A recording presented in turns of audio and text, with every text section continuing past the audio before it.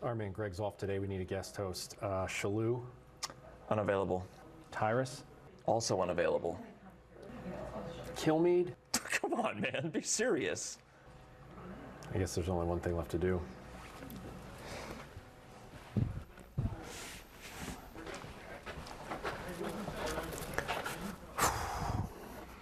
All right, you're on. Oh, hell yeah! Oh, awesome.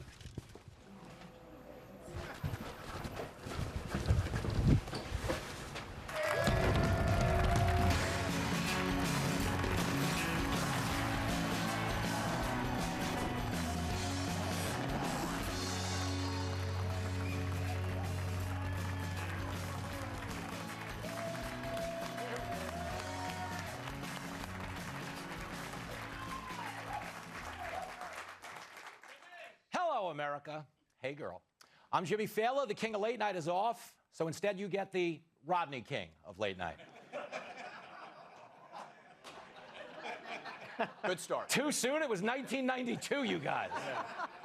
Connecting Yeah. with the young people. Thank you. Connecting with the young people. Yeah, I get beat up a lot on the show for always mentioning that I'm a former New York City cab driver, but the truth is I've had some pretty cool experiences behind the wheel. For instance, I once got to drive Al Pacino a few blocks on the West Side. And it was like the weirdest thing ever because he got in and I was like, holy crap, Al Pacino. And he was like, holy crap, a white cab driver. Oh, my God. What are the odds? I've actually had tons of celebrities in my taxi, although I never drove Gutfeld because we didn't have a kid seat. Now, if you're wondering, I've also never picked up Prince Harry and Meghan Markle. But unlike the cabbie who did, I've actually been in a high-speed chase. Although it's worth noting that mine happened on foot when I was a fat kid chasing an ice cream truck, but the point is the point. Yeah, growing up, I felt bad for being a guy who had a set of C-cup boobies, but looking back, I actually wish I had them now because I could get a Bud Light endorsement, you know?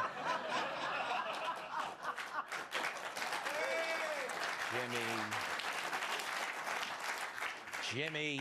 Yeah, you know, we make fun of Dylan Mulvaney, but the truth is, I'd rather watch 10 hours of him pretending to be a woman than sit through another second of Prince Harry and Meghan Markle pretending to be a victim.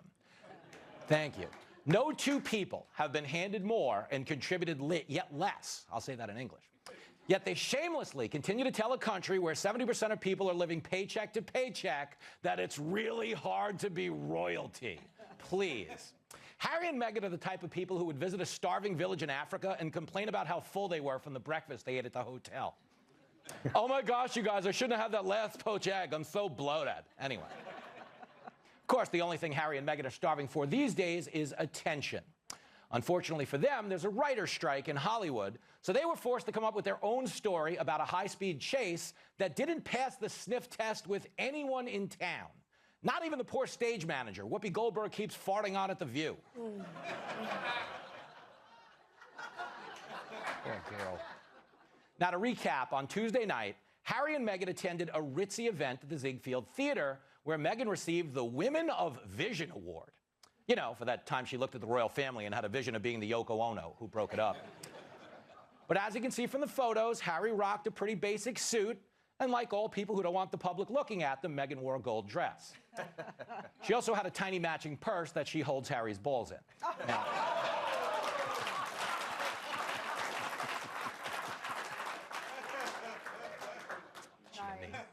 Now, according to their publicist, the pair left the event at 9:50 p.m., at which point the waiting paparazzi subjected them to a, quote, relentless pursuit lasting over 2 hours, resulting in multiple near collisions involving other drivers on the road, pedestrians, and 2 NYPD officers. Folks, this supposedly happened in New York City. Take it from a former cab driver, New York City traffic moves slower than a conversation between these two.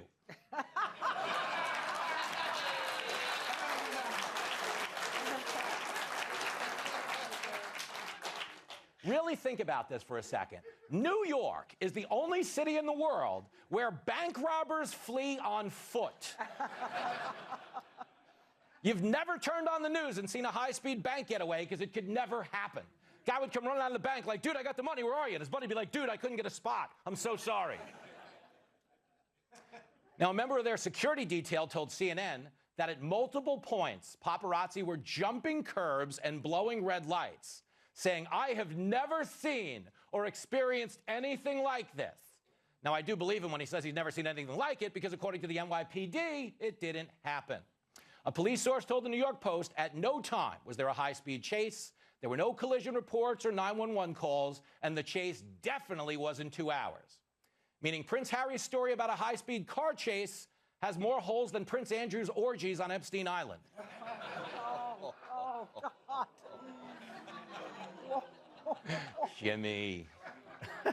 Hey, seriously, lay off Prince Andrew. The guy's stressed out right now. It's already May, and he doesn't even have a prom date lined up yet.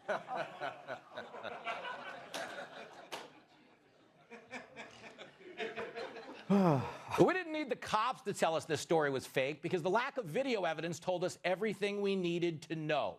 New York is the most videotaped city on Earth. If a rat takes a bite of pizza on the subway, it goes viral in 30 minutes. And he's known throughout the world as Pizza Rat. Folks, you can't even pleasure yourself in your apartment without getting caught on video in this town.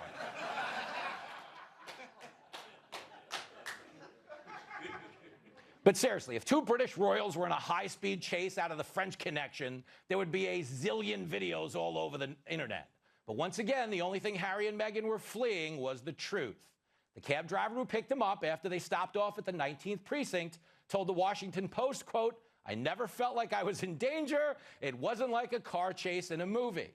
He went on to say that the trip only lasted 10 minutes before he took them back to the police station, at which point they made it home on their own. Yeah, it turns out Harry and Meghan should have visited San Francisco because, like the sidewalks, they're both full of Okay.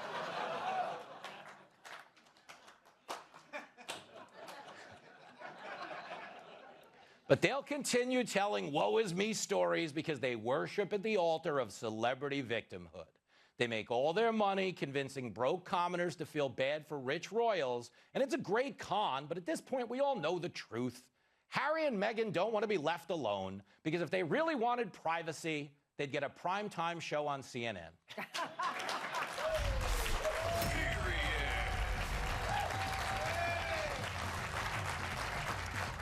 Let's welcome tonight's guests. He's so Nashville, his blood type is mesquite.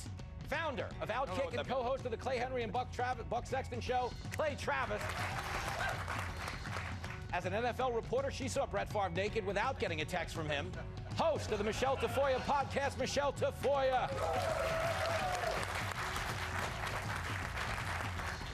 He looks like the stepdad in a low-budget porn. TV producer and writer, Rob Long in the house. There it is.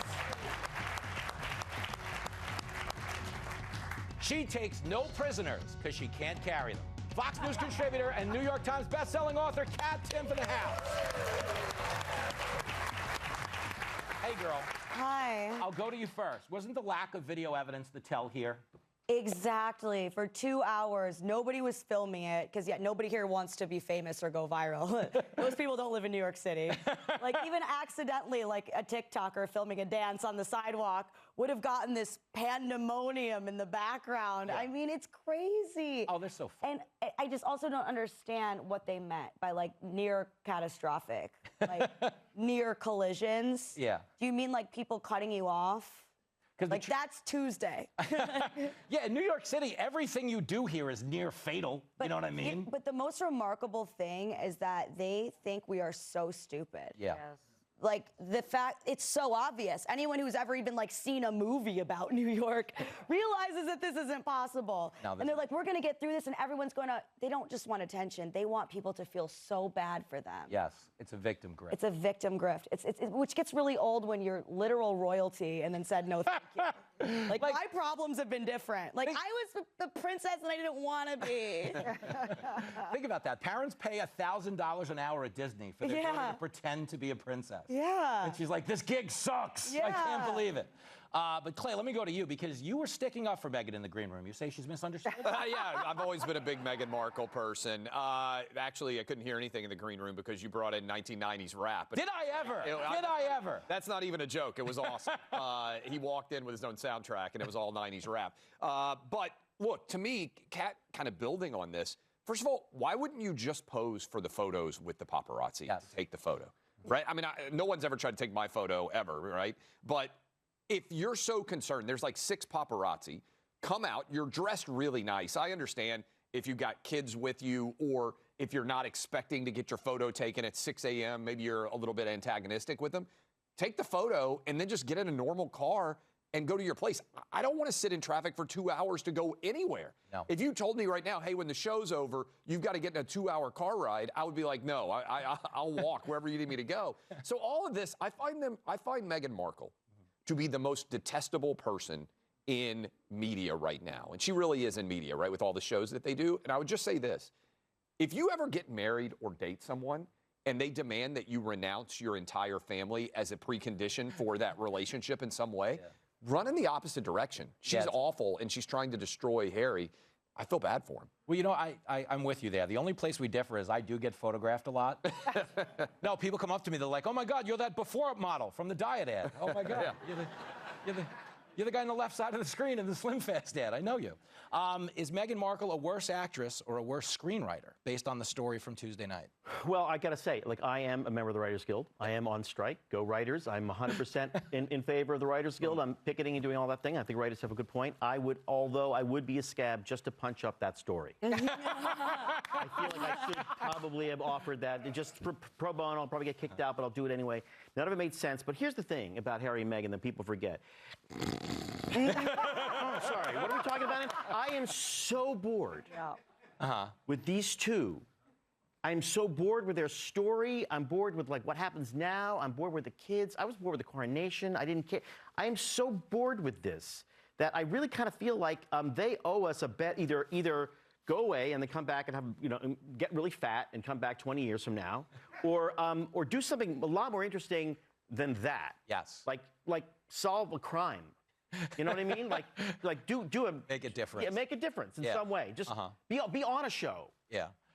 But not that. That was just sort of lame and sad and boring and needs a punch up. Thank you. No, and I agree. I think, you know who else is bored with them, though? I think they are, Michelle. I think they're bored. Because this is what I think happened, okay? She married into the royal family because she wanted relevance. She was a USA Today actress. She saw major relevance in the form of Harry, but she didn't understand that when it comes to succession, his only chance of wearing the crown was having a birthday party at Burger King. You know what I mean? So only one day a year would he get to wear it. So do you think she's bored and she's trying to make this life interesting? Because it's just a waste now. He is a spare, as his book says. He is a spare. I will say this. I think he might be behind this more than she is. Ooh. Because remember that he is suing for further protection while he's in England. He needs more security. And I think there is a lawsuit underway for him to get this additional security. Well, what better way to get it than to say, when I was in New York and this was official business or whatever it was, I was, you know, under this great duress.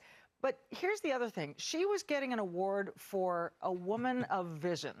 And I think the reason she was getting this award for being a woman of vision is because she has her very own truth. She doesn't have the truth. She has her truth, and that is her vision. And her vision that night must have been quite something. I wish I was living in her head, because there is no way in hell.